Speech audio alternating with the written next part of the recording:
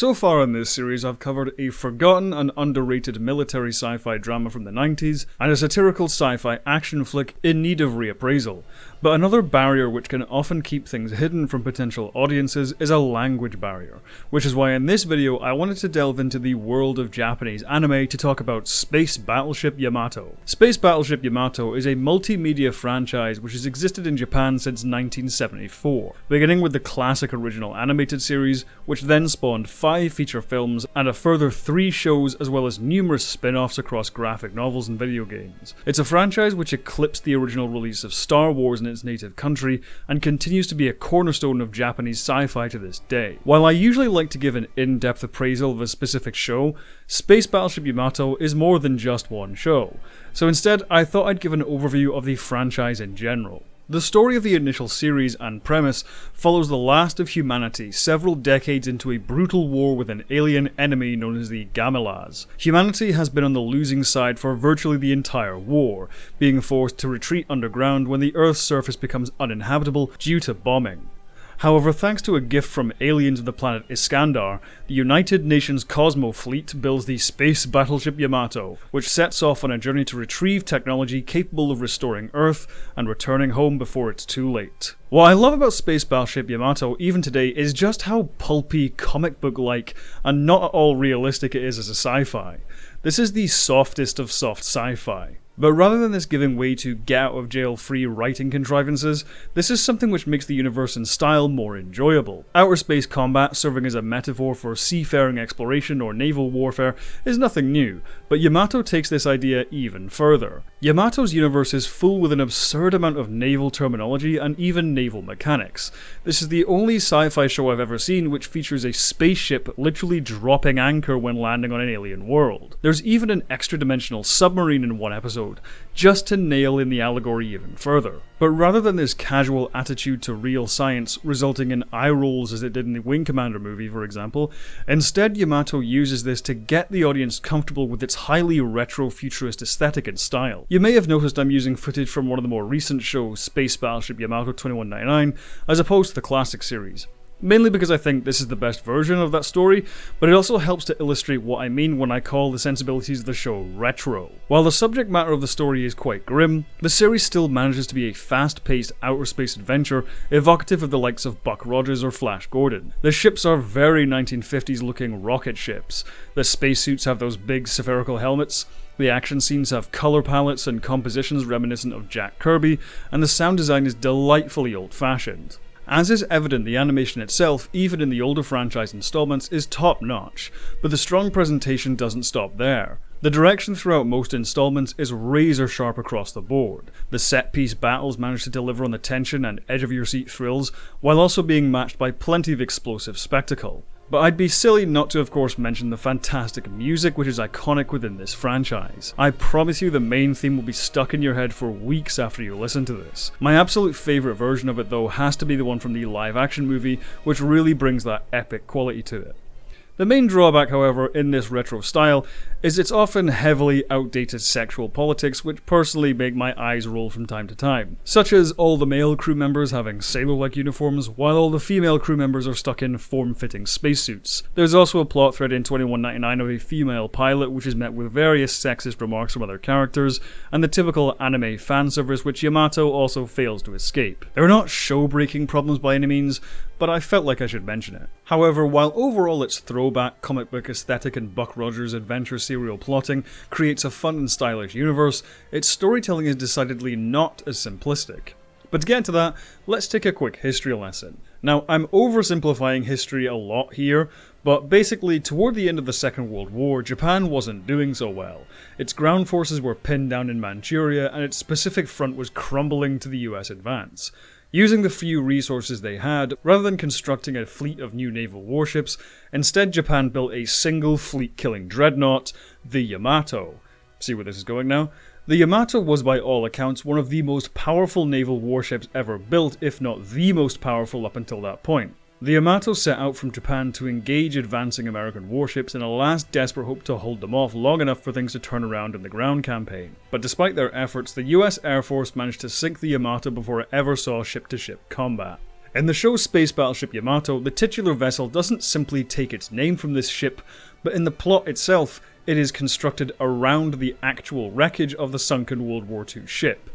While this is a massive leap in logic, it's part of the same philosophy as the wacky comic strip storytelling of the other elements. However, this also feeds into more than just the world building.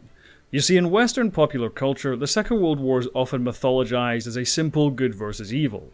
But for Japanese pop culture, that's not really possible, considering, of course, it was an Axis power.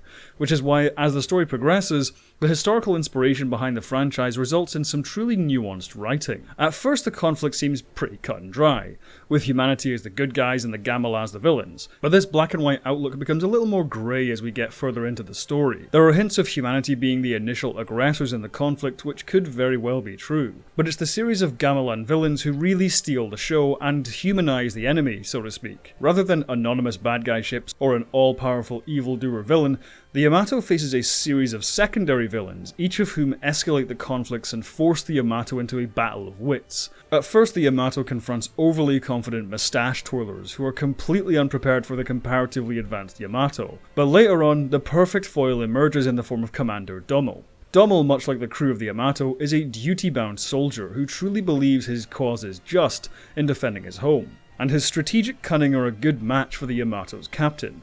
It keeps the action fresh and engaging even after a healthy portion of already terrific space battles. This intricate plotting also helps develop the numerous relationships of the main cast as well.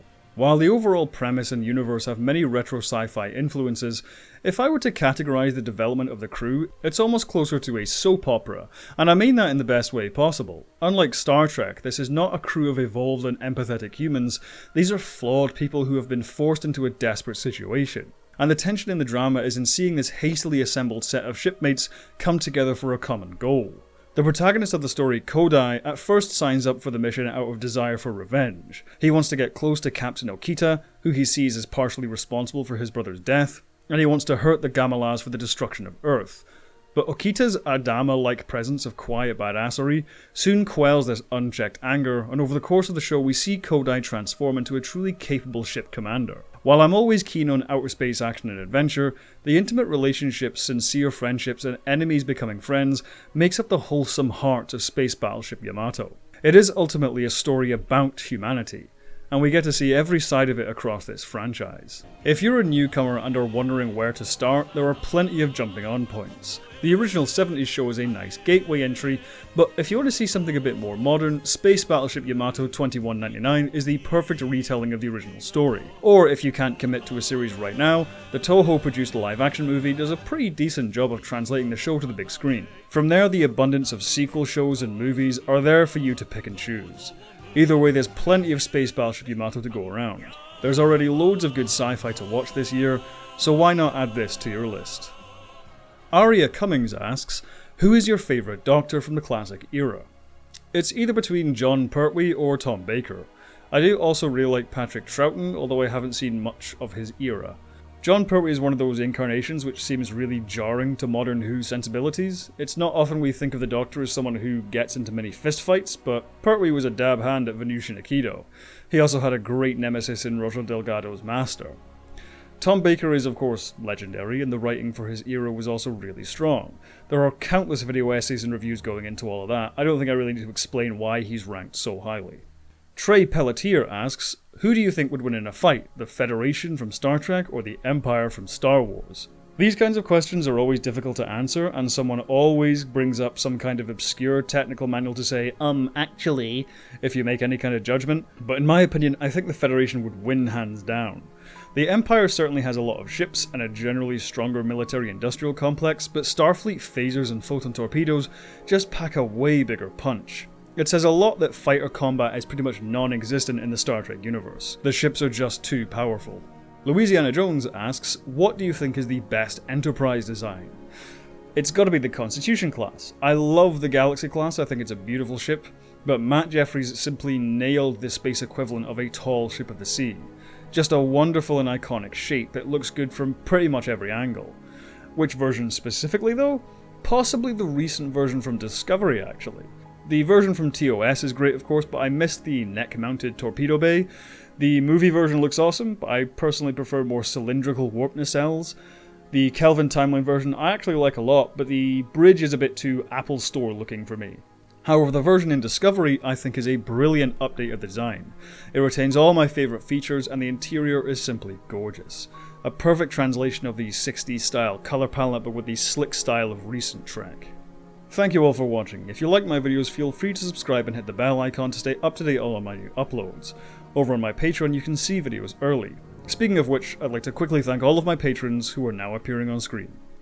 Have a good one, and as always, live long and prosper.